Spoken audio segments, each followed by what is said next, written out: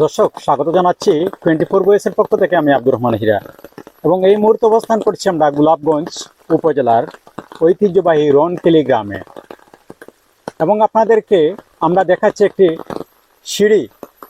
সিঁড়িটি হচ্ছে সম্পূর্ণ বাঁশের সিঁড়ি আর অনেক উপরে রয়েছে একটি বেঠনঘর। সেই বেঠনঘরটি আপনাদেরকে দেখাবো, আপনারা দেখতে থাকুন যে কত উপরে এই ঘরের অবস্থান। আমরা উঠছি আস্তে আস্তে এই সিঁড়ি দিয়ে, অনেক উপরে এই ঘরের অবস্থান। প্রায় সমতল ভূমি থেকে প্রায় 50 ফিট উঁচু হবে এই টিলা।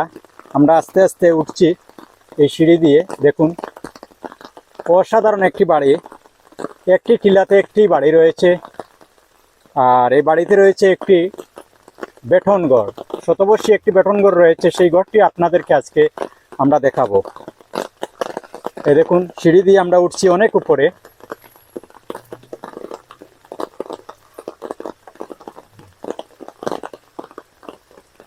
আমরা আপনাদেরকে সেই বেঠনঘরটি দেখাবো, শতবর্ষী একটি বেঠনঘর, ঐতিহ্যবাহী রনকেলি। রনকেলিতে অনেক বাড়িতেই রয়েছে এরকম বেঠনঘর। আমরা আজকে আপনাদেরকে এই দৃষ্টিনন্দন ঘরটি দেখাবো। এই দেখুন আমরা এখনো উঠছি সিঁড়ি দিয়ে। এরপর আমরা আবার আরেকটি সিঁড়ি রয়েছে, সেই সিঁড়ি দিয়ে উঠবো। এই দেখুন এই হচ্ছে আরেকটি সিঁড়ি।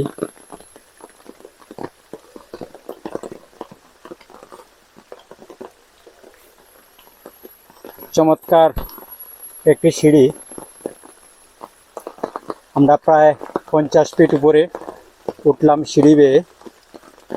এখন আপনাদেরকে আমরা দৃষ্টিনন্দন একটি ঘর দেখাবো।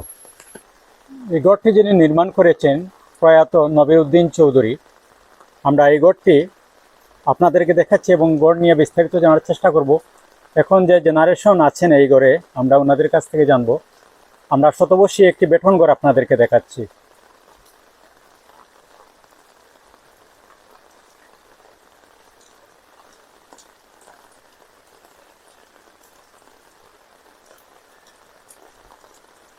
অনেক উঁচু একটি টিলার উপরে এই ঘরের অবস্থান।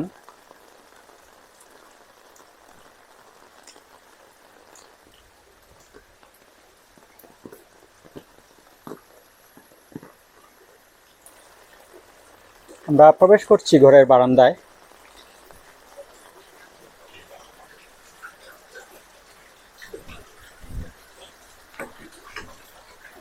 ঘরের বারান্দা দেখাচ্ছি আপনাদের। সম্পূর্ণ একটি বেঠনঘর।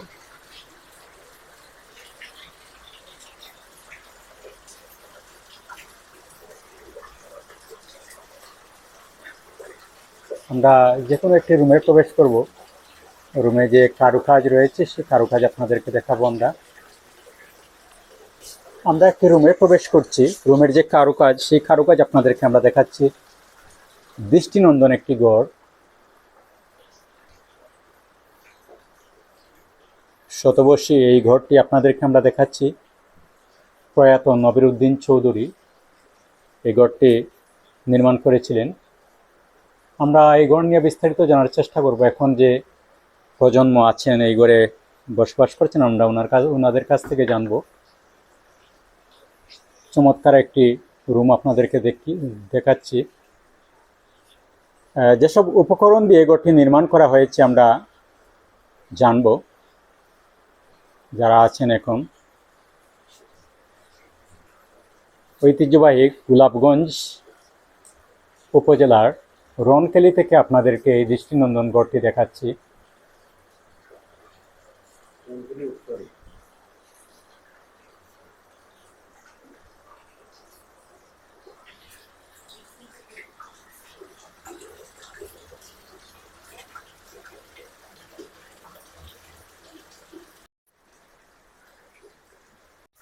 ঘরের আশপাশের দৃশ্য আপনাদেরকে দেখাচ্ছি। অনেক উপরে এই বাড়ির অবস্থান।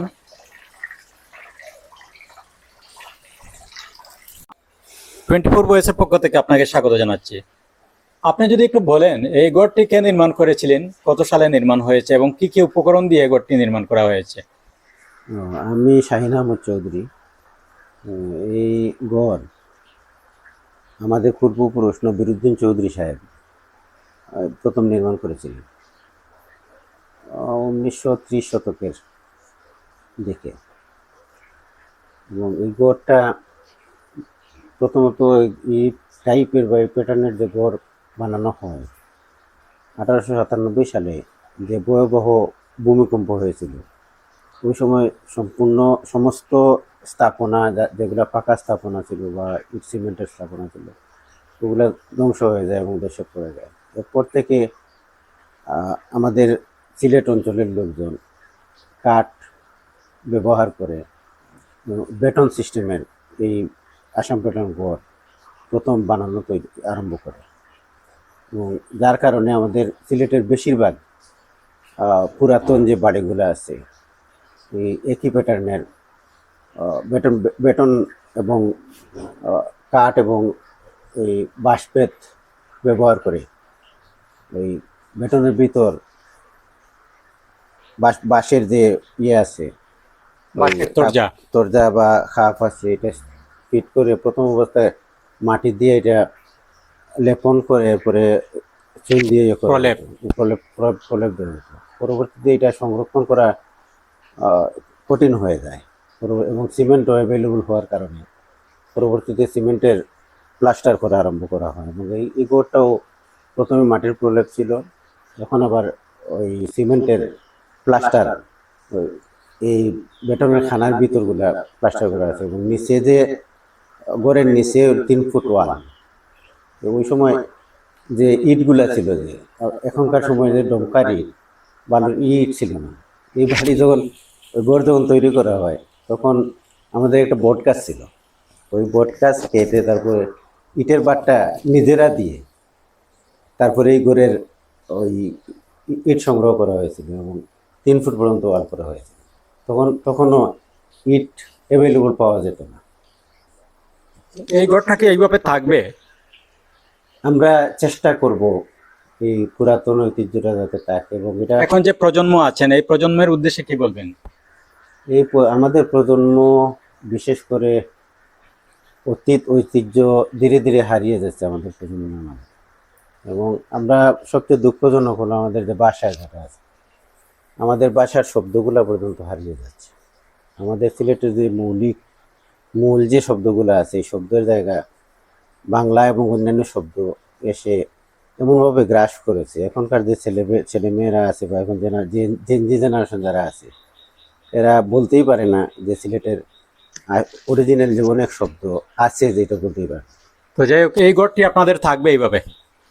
আমরা চেষ্টা চালাবো, কারণ এটা একটা পুরাতন ঐতিহ্য। এবং আমরা গত কিছুদিন আগেও আমরা সংস্কার করেছি ঘরে। এবং যদি সংস্কার না হইতো তাহলে অনেক পুরাতন এবং অনেক হয়ে যেত আর কি। ঘরটা একেবারে নষ্ট হয়ে যেত। তো অসংখ্য অসংখ্য ধন্যবাদ আপনাকে। আপনাকেও ধন্যবাদ। দর্শক, আমরা আমাদের প্রতিবেদন শেষ করব ঐতিহ্যবাহী গোলাপগঞ্জ উপজেলার রনকেলি থেকে আপনাদেরকে এই শতবর্ষী বেটন গড়টি দেখানোর চেষ্টা করেছি। তো সবাই ভালো থাকুন, সুস্থ থাকুন, নিরাপদে থাকুন। আপনাদের আশেপাশে যে কোনো ধরনের পুরনো স্থাপনা থেকে থাকলে আপনারা কমেন্টের মাধ্যমে জানালে আমরা